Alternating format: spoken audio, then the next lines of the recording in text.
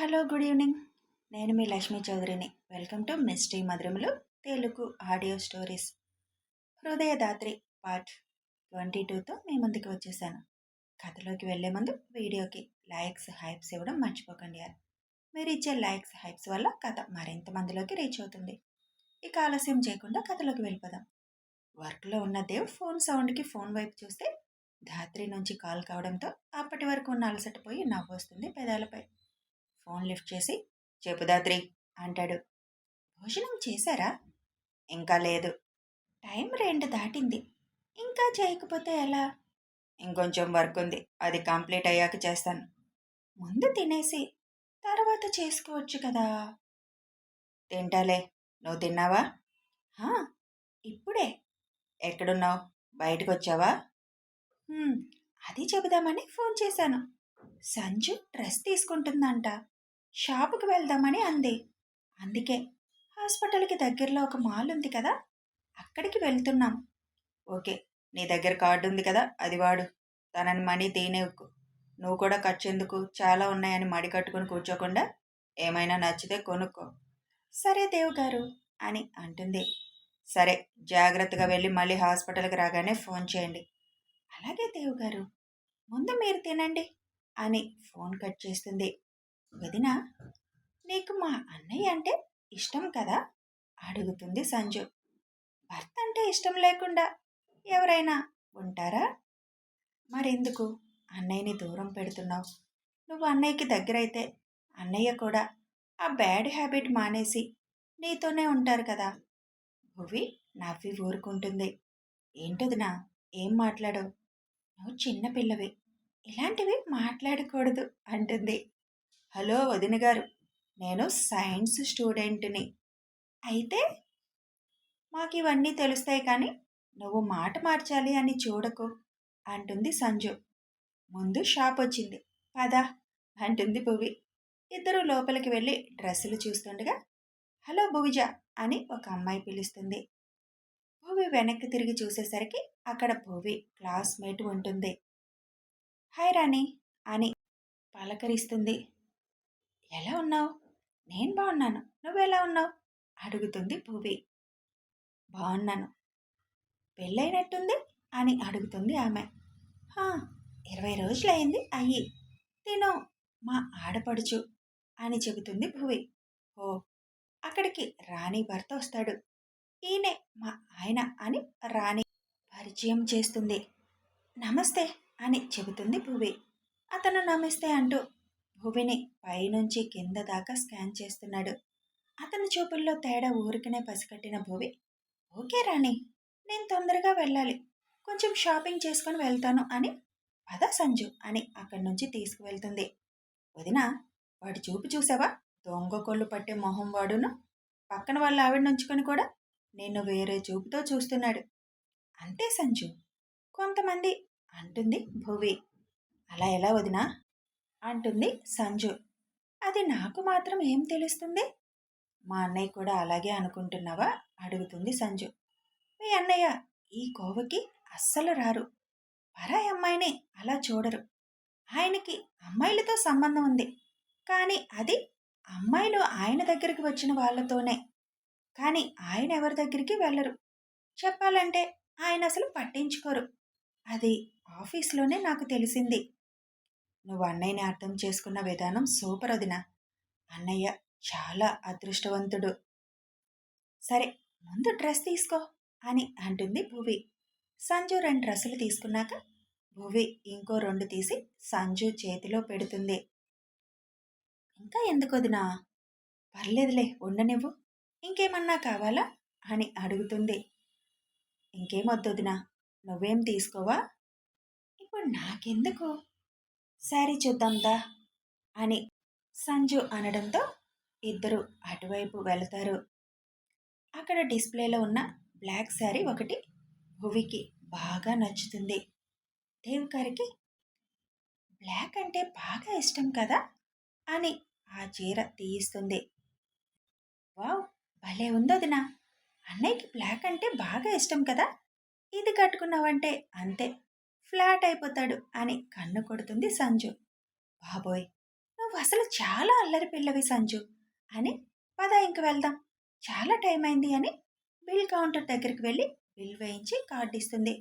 వదినా, నేను పే చేస్తాను కదా, ఆడపిల్ల చేత బిల్ కట్టిస్తామా, సంజుతో ఖర్చు పెట్టించుకో అని మీ అన్నయ్య ముందే చెప్పారు. ఓకే, అలా అయితే ఇంకో 4 కొనుక్కునేదాండిగా అని నవ్వుతూ అంటుంది సంజు. ఇప్పుడు తీసుకో. వద్దులే, సరదాగా అన్నాను. ఇద్దరు బిల్ కట్టేసి బయటకొచ్చి వదిన ఐస్ క్రీమ్ తిని వెళ్ళిపోదాం అంటుంది. సర్లే పద అని ఐస్ క్రీమ్ తీసుకొని తింటూ హాస్పిటల్కి వెళ్తారు. రాగానే రీచ్డ్ అని దేవుకి మెసేజ్ పెడుతుంది. వీళ్ళు వెళ్ళేసరికి ముగ్గురు ముచ్చట్లు పెట్టారు. అయిపోయిందా షాపింగ్ అని అడుగుతారు జాను. అమ్మమ్మ నే అని భువి అనగానే నేనే తీసుకున్నాను, వదిన ఓన్లీ నచ్చిందని ఒక్కసారి తీసుకుంది అంతే. భువి అంతే, ఏం తీసుకోదు తొందరగా అని జాను అంటారు. మొన్నే కదమ్మమ్మ పెళ్ళికి షాపింగ్ చేశారు, అవే ఇంకా పూర్తిగా వాడలేదు, ఇంకిప్పుడు కొనుక్కొని ఏం చేయను. సరేలే, అమ్మని ఎల్లుండి పంపిస్తున్నారు అంట కదా. అమ్మమ్మ, కింద ఉన్న రూమ్ రెడీ చేయించినా లేక పైన రూమ్ చేయించమని చెప్పనా అని జాను అడుగుతారు. అమ్మ ముందు అక్కడికి రావడానికి ఒప్పుకోవాలి కదా అమ్మమ్మ అంటుంది భువి. ఆల్రెడీ నేను మాట్లాడాను, ఒప్పుకున్నారు, నువ్వు చెప్పు అంటారు జాను. కింద రూమ్ చేయిద్దాం, అదైతే మీరు కూడా పక్కనే ఉంటారు, పైగా ఎక్కి దిగడం కష్టం కదా అంటుంది. సరే అయితే రేపు రంగికి చెప్పి రూమ్ రెడీ చేయిస్తాను. టైం 5 అవడంతో ఇంక మీరు వెళ్ళండి అమ్మమ్మ, చాలా టైం అయింది కదా అంటుంది భూవి. మేము వెళ్ళి డిన్నర్ పంపిస్తాను. మళ్ళీ ఎందుకమ్మమ్మ, ఈ పూటకి క్యాంటీన్లో తీసుకుంటానులే అంటుంది. వద్దు, అది తినలేవు కానీ డ్రైవర్కి ఇచ్చి పంపిస్తానని చెప్పి సంజుని తీసుకొని అక్కడి నుంచి వెళ్ళిపోతారు. భూవి రాను అంటే వాళ్ళు అసలు ఒప్పుకోలేదురా అని జయ గారు అంటారు. మరి నువ్వు ఒక్కదానివే ఉంటే ఇప్పుడు కష్టం కదా అమ్మా, నువ్వు అక్కడ ఉంటే నేను ఇక్కడ ప్రశాంతంగా ఉండలేను అంటుంది భూవి. వస్తాను కానీ తగ్గాక వెళ్ళిపోతాను, అప్పుడు సంగతి అప్పుడు చూద్దాంలే. అవును, మీ మామగారు చనిపోయారని చెప్పారు కానీ నీ అత్తగారి గురించి ఏం చెప్పలేదేంటి అని అడుగుతారు జయ. అది నాకు కూడా తెలీదు, ఆవిడ ఫోటోలు ఒక్కటి కూడా లేవు అమ్మా. మరి నువ్వు అడగలేదా? ఎందుకు అని అడుగుతారు జయ. ఆవిడ టాపిక్ ఎత్తొద్దని అమ్మమ్మ ఒకసారి అన్నారు, ఇంకా నేను వదిలేశాను. దేవు గారు ఒకసారి అన్నారు, టైం వచ్చినప్పుడు చెప్తాను అని, అందుకే నేను అడిగి ఇబ్బంది పెడదామని అనుకోలేదు. అదే మంచిదిలే అంటారు జయ. ఇంకా కాసేపు పడుకో అమ్మా, చాలాసేపు కూర్చొనే ఉన్నావు. ఓకే అని ఆవిడ పడుకోగానే దేవు గారు ఇవాళ ఇంటికి అప్పుడే రారేమో, అక్కడికి వెళ్తారు కదా, ఫోన్ చేయకూడదు అని అనుకొని అక్కడ ఒక మ్యాగజైన్ ఉంటే తీసి చదువుతుంది. టైం 8 అవుతుండగా డ్రైవర్ వచ్చి డిన్నర్ ఇచ్చేసి వెళ్తాడు. దేవుగారు ఫోన్ చేయొచ్చు కదా అనుకుంటూ వాళ్ళమ్మకి డిన్నర్ పెట్టి తను కొద్దిగా తింటుంది. భువి, అల్లుడు గారు సాయంత్రం నుంచి ఫోన్ చేయలేదు, లేటుగా వెళ్తారా ఇంటికి అని అడుగుతుంది జయ. అవునమ్మా, ఆఫీస్లో వర్క్ ఎక్కువ ఉంటుంది, అందుకే కొంచెం లేట్గానే వస్తారు అని చెప్పి రేపు ఇంటికి వచ్చాక కూడా అమ్మకి ఇంక అనుమానం రాకుండా ఉంటుంది, ఆఫీస్లో లేట్ అనుకుంటుంది అని అనుకుంటుంది భువి. పదైనా దేవ్ ఫోన్ చేయడు, భువి చేద్దామని కూడా ఇప్పుడు చేస్తే పద్ధతి కాదులే అని ఫోన్ చేయకుండా ఆలోచిస్తూ కూర్చుంటుంది. గుడ్ నైట్ అని మెసేజ్ పెట్టినా అది దేవుడికి చేరినట్టు చూపించదు, సింగిల్ టిక్ పడుతుంది. చేసేదేమీ లేక ఫోన్ చేయడం ఇష్టం లేక పడుకుంటుంది. దేవ్ భువితో మాట్లాడాక లంచ్ చేస్తుండగా ముంబై నుంచి అర్జెంట్ మీటింగ్ అని కాల్ రావడంతో ఆఫీస్ నుంచే ముంబై వెళ్ళిపోతాడు. భువికి ముంబై వెళ్తున్నా అంటే ఆ తింగర్ ఇంకో విధంగా అర్థం చేసుకుంటుందని ఎలాగూ వెంటనే రిటర్న్ అవుతాను కదా అని చెప్పడు. దేవ్ ముంబై వెళ్ళి డైరెక్ట్గా మీటింగ్ అటెండ్ అయి ఎయిర్పోర్ట్ చేరుకునేసరికి రాత్రి 8 అవుతుంది. భువికి ఫోన్ చేద్దాం అనుకుంటే ఫోన్ బ్యాటరీ డెడ్ అయ్యింది. చేసేదేం లేక ఫ్లైట్ ఎక్కుతాడు. వైజాగ్ వచ్చేసరికి 10 అవుతుంది. ఎయిర్పోర్ట్ నుంచి డైరెక్ట్గా హాస్పిటల్కి వెళ్తాడు. రూమ్కి వెళ్ళి డోర్ తీయబోతే లాక్ చేసి ఉంటుంది. పర్వాలేదు, తెంగరి జాగ్రత్తగానే ఉంది అని డోర్ నాక్ చేస్తాడు. అప్పుడే పడుకున్న భువి డోర్ నాక్ శబ్దం విని వెళ్ళి డోర్ తెరిచి ఎదురుగా ఉన్న దేవుని చూసి ఆశ్చర్యం ఆనందం మిక్స్ చేసి మొహాన్ని బల్బులాగా వెలిగిస్తుంది. భువి మొహంలో వచ్చిన వెలుగు చూసి నవ్వుకొని లోపలికి చూస్తాడు. జయ గారు పడుకొని ఉండడంతో భువి చేయి పట్టుకొని బయటికి లాగి డోర్ దగ్గరికి వేసి అక్కడున్న నర్స్తో ఆవిడ్ని కొంచెం చూసుకోమని భువి చేయి పట్టుకొని బయటికి తీసుకొస్తాడు. బొమ్మలాగా దేవు వెనక వచ్చిన భువి కారులో కూర్చోబెట్టగానే దేవ్ గారు ఎక్కడికి అని అడుగుతుంది. ఏ ఎక్కడికని చెప్తే కాని రావా అని అడుగుతాడు. అది కాదు, అమ్మ ఒక్కతే అంటుంటే నేను సిస్టర్కి చెప్పానులే, 1 గంట చూసుకుంటారు. అసలు నువ్వు ఏడుస్తావని వదిలేశాను, కానీ నువ్వు హాస్పిటల్లో ఉండాల్సిన పని లేదు, అన్నీ వాళ్ళే చూసుకుంటారు అంటాడు. కానీ మనలాగా చూసుకోరు కదా దేవ్ గారు. అందుకే కదా నిన్ను ఉండనిచ్చింది అని ఒక హోటల్ ముందు కారు ఆపుతాడు దేవ్. ఇక్కడికి ఎందుకు దేవ్ గారు? మన ఫస్ట్ నైట్కి రూమ్ బుక్ చేశాను, అందుకే వచ్చాం. 1 గంట కోఆపరేట్ చేసావనుకో పని పూర్తి చేసుకొని వెళ్ళిపోదాం అంటాడు దేవ్. దేవ్ అన్న మాటకి కళ్ళు పెద్దవి చేసి షాక్గా చూస్తుంది. నువ్వు అప్పుడే ఇలాంటి ఎక్స్ప్రెషన్స్ ఇవ్వకు, అసలే చాలా ఆకలి అవుతుంది. దేవ్ గారు ఏం మాట్లాడుతున్నారు? ఇప్పుడు ఇదంతా బాగోదండి అని అంటుంది. ఎందుకు బాగోదండి? రాత్రే కదండి మీరంది నేను రెడీగా ఉన్నానని అంటూ కారు దిగి భూవి వైపు డోర్ తీస్తాడు. భూవి కిందకి దిగి దేవ్ చేయి పట్టుకొని తీసుకువెళ్తుంటే లోపలికి వెళ్తుంది. దేవ్ ఒక టేబుల్ ముందే బుక్ చేసి ఉంచడంతో రెడీగా ఉన్న టేబుల్ దగ్గరికి తీసుకొని వెళ్తాడు. అక్కడ కూర్చొని ఆర్డర్ చెప్పి భూవి కోసం ఐస్ క్రీమ్ కూడా చెబుతాడు. దేవ్ గారు నేను భోజనం చేశానండి.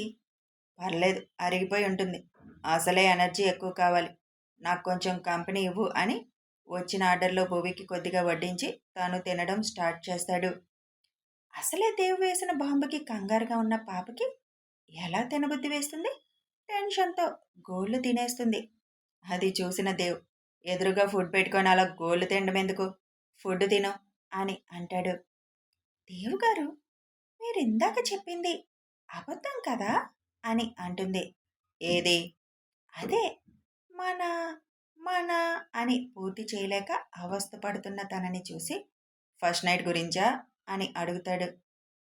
అని చిన్నగా సౌండ్ చేస్తుంది. అబద్ధమని ఎందుకు అనుకుంటున్నావు? అంటే మీరు పొద్దున డ్రెస్తో ఉన్నారు, నేను ఇలా ఉన్నాను, మనం రెడీ అవ్వలేదు కదా. దేవు నవ్వుతూ రూమ్లో మనకు కావాల్సినవన్నీ ఉన్నాయి రెడీ అవ్వడానికి అంటాడు. అమ్మో దేవ్ గారు అన్నిటికీ రెడీగా ఉన్నారు. భువి నీకు బుద్ధి లేదే, రాత్రి నువ్వే కదా ఈ క్షణమైనా ఓకే అని అన్నావు, ఇప్పుడు అనుభవించు అని తనలో తానే తిట్టుకుంటూ ఉంటుంది. భూవి ఏం ఆలోచిస్తుందని అర్థమైన దేవ్ ఏంటి దాత్రి నీకు ఇష్టం లేదా అని అడుగుతాడు. అది దేవ్ గారు. పర్లేదు, నీకు ఇష్టం లేకపోతే చెప్పు, నేనేమనుకోను. అది ఈరోజు ఇలా హడావుడిగా వద్దు దేవ్ గారు, పైగా ఇలా హోటల్లో వద్దు. మరి నీకేమైనా ఫ్యాంటసీ ఉందా దానికి కూడా? అని తల ఊపుతుంది. అయితే ఇప్పుడు వద్దు అంటావు. అయితే ఆ ఫుడ్ మొత్తం తినే, అప్పుడు క్యాన్సిల్ చేసేస్తాను. దేవ్ ఆ మాట అనడం గబగబా ఫుడ్ తినేస్తుంది భువి. దేవ్ నవ్వుకుంటూ చూస్తూ సరిగా తినుండవు, నేను ఫోన్ చేయలేదని, ఇంత ఆకలి ఉంచుకొని అలాగే పడుకునేదానివి అని అనుకుంటాడు. మొత్తం తినేసి దేవ్ వైపు చూస్తుంది. దేవ్ టేబుల్ వైపు చూపిస్తాడు. భువి దేవ్ చూపించిన వైపు చూసి అక్కడున్న ఐస్ క్రీమ్ చూసి ఇంకా తినలేను దేవ్ గారు అని మొహం దీనంగా పెడుతుంది. అది కూడా తింటేనే, అప్పుడు క్యాన్సిల్ అంటాడు. ఏడు మొహం పెట్టుకొని అది ఓపెన్ చేస్తుంది. సర్లే అడోక్ పద అని లేస్తాడు. ఐస్ క్రీమ్ పట్టుకొని బయటికి సంతోషంగా వస్తుంది. కారులో కూర్చొని దేవు ముందు స్పూన్తో ఐస్ క్రీమ్ పెడుతుంది. భూమి వైపు చూస్తూ దానిని అందుకుంటాడు దేవ్. దేవుకి పెడుతూ తను తింటుంది. నాకు చాలు దాత్రి, నువ్వు తిను అంటాడు. ఈ ఒక్క స్పూన్ అని పెడుతుంది. దేవత్తిని ఇంక నువ్వు తిను అంటాడు. అని ఐస్ క్రీమ్ నెమ్మదిగా తింటుంది భూవి. దాత్రి, హా దేవ్ గారు, నేను ఇప్పుడు ఎక్కడి నుంచి వచ్చాను అని అడగవా అని అడుగుతాడు దేవ్. తెలిసిందే కదా ఈ టైంలో ఎక్కడి నుంచి వస్తారని, అందుకే అడగలేదు. నేను ముంబై వెళ్ళి వచ్చాను అని చెబుతాడు దేవ్. ఆ మాటకి భువి ఆశ్చర్యంగా దేవ్ వైపు చూస్తుంది. కథ కొనసాగుతుంది. ఎందుకు భువికి ఎక్స్ప్లెనేషన్ ఇవ్వాలనుకుంటున్నాడు దేవ్? తను ఎక్కడికి వెళ్ళాడో ఎందుకు చెప్తున్నాడు తెలియాలి అంటే ఫాలో అయిపోండి. వీడియో నచ్చితే ఒక లైక్ చేయండి, షేర్ చేయండి, కామెంట్స్ రూపంలో మీ అభిప్రాయం తెలియజేయండి.